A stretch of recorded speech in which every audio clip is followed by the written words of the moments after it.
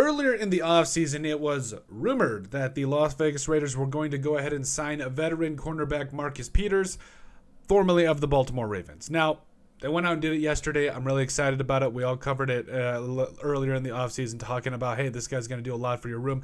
I'm really excited about it. But we need to answer ourselves the question of what exactly he's going to bring to the Las Vegas Raiders DB room. So there's a couple different things we got to go over here. So number one, last year with the Ravens, did have 47 tackles, 1 interception, and a sack.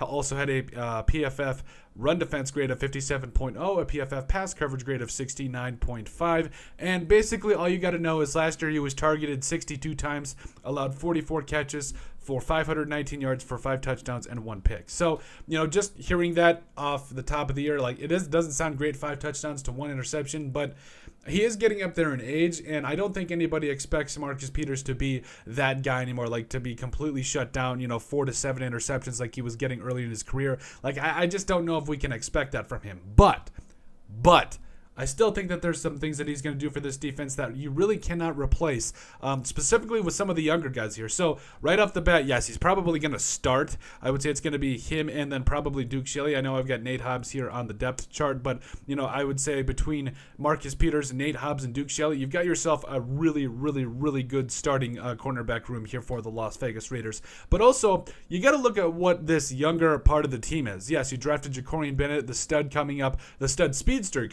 coming up out of Maryland in the 5th round this year. Really excited to see what he does. Even guys like Christopher Smith, I know he's the second. I know he plays a completely different position, but it says something playing with a guy like Marcus Peters, who's been in the NFL for a minute, who's dominated. He's been that dude. And there's a lot of other guys here on this roster, guys like David Long that, we want to see. Sam Webb, who showed some stuff last year. Amik Robertson, Tyler Hall, Jaden Gant, Jaquan Johnson. Like, all these guys are going to get a fantastic leader. And again, yes, I don't think you can necessarily expect him to come in and be the Marcus Peters of old, but I think he's still going to come in and do his thing, be a leader, provide you some sort of value. I think honestly the best player to probably compare him to at this point is probably Patrick Peterson, especially later in his career. But I think Marcus Peters still has a little bit more in the tank than a lot of us want to give him credit for. So I'm really excited about this signing in terms of what he's going to bring. I think he's going to bring stability. I think he's going to bring leadership. And I think they're just overall he's going to bring a dude to the Las Vegas Raiders DB room. And I think it's going to help out really this entire defense from the pass rushers all the way down to the linebackers. If you got 3 really good corners, obviously things that makes life a lot easier.